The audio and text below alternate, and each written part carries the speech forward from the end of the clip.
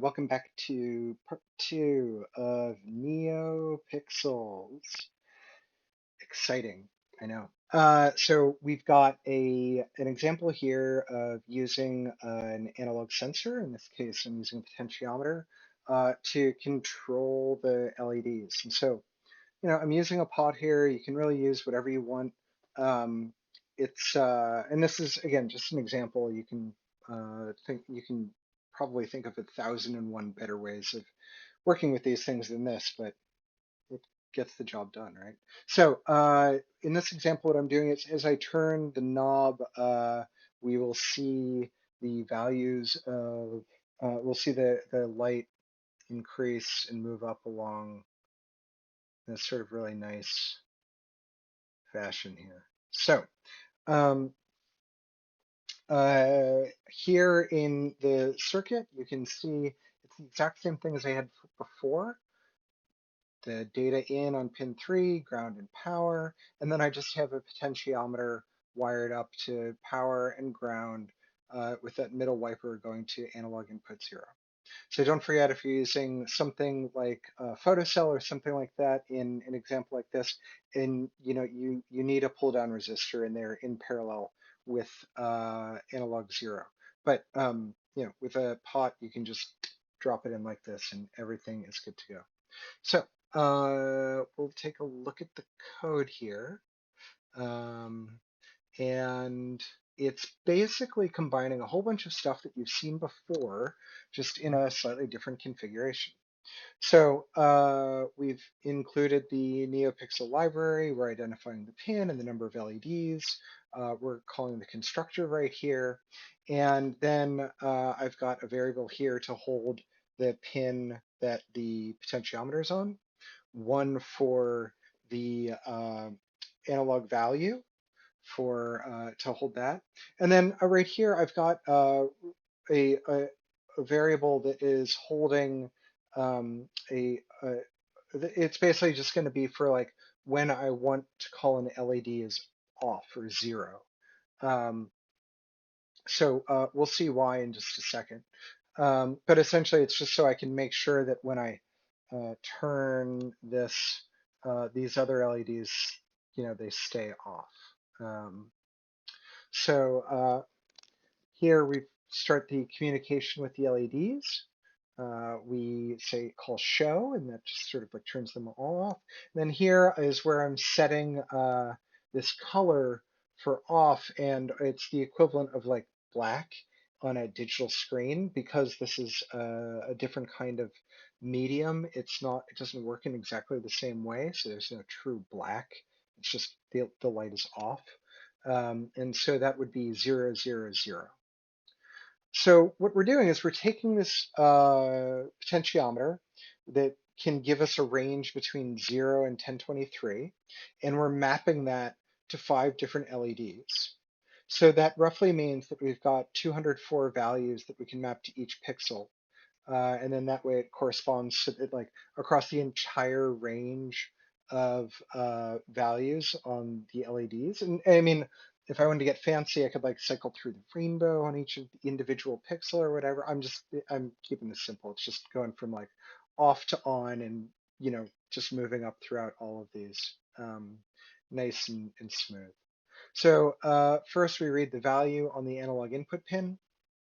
And then I've got a local variable here called mapped value. This is just so that I can map the brightness each time through.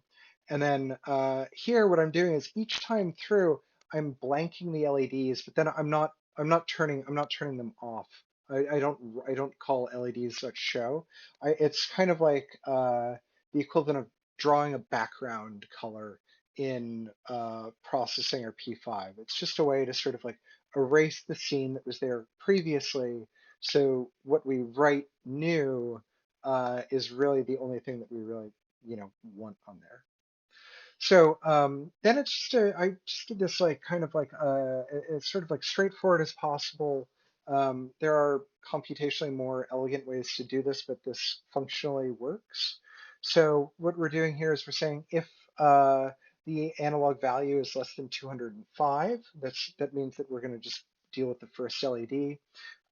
Then we take mapped val and we assign it a value by, this is our good old friend map, if you remember this. So map takes 5 arguments. The first one is what is the value that we're going to be changing? What's the lowest it'll possibly be? What's the highest it'll possibly be? And then what's the range that we want to map it to? We want to map it from 0 to 204 to somewhere between 0 and 255. And then here we say set pixel color for LED 0, and we're going to take that mapped value and we're just going to write it out across the red, green, and blue channels. So that's essentially white. If you do color mixing of any sort, you'll remember that, if you take like, a value of red 127, green 127, and blue 127, you get kind of like a medium gray. And if you turn them all to 255, you'll get white. And if you turn them all to 0, you'll get black. So here I'm just like mapping that value between like 0 and 255 across all the elements. So that's how I get this like nice white color here. And then that's just for, for the first pixel. And then if it's less than that, and you'll see my sensor doesn't actually go all the way down to 0, which is why we get this like little fading glow here, where it just kind of blinks. So here then we're saying if it's somewhere between here, then set um, set pixel 0 as on, because we know that we've already eclipsed that, and that should just be on. And then we will map the value on pixel 1, and then we do the same thing for pixels 2, 3, and 4 inside of those various ranges, keeping the other LEDs on as necessary, right? And then at the end of this, we just show the color. Now, the reason that, and you'll see that this like works really nicely, whereas I twist the knob, we've got this really nice sort of like smooth range, and it's fairly bright too, across the LEDs. Now, you're wondering probably still why I have this like turn the LEDs off. Well, if I comment this out and upload it, you'll see what happens. I'm going to turn this all the way down to 1. So we'll just start out down here. Now, if as I scroll up, we'll see the same sort of behavior, nice and smooth. And then if I turn back down, you'll see that this this first pixel is kind of stuck there, pixel number 4, right? And then sometimes some of these other ones will get stuck also. So there we go. So this pixel stuck, this pixel stuck. So what happens is if we don't blank these out as we go through it, because we're mapping in an imperfect way, there's a chance that that pixel might just get stuck in its previous at its previous value. And if you remember, these LEDs hold whatever they were told to hold on to last.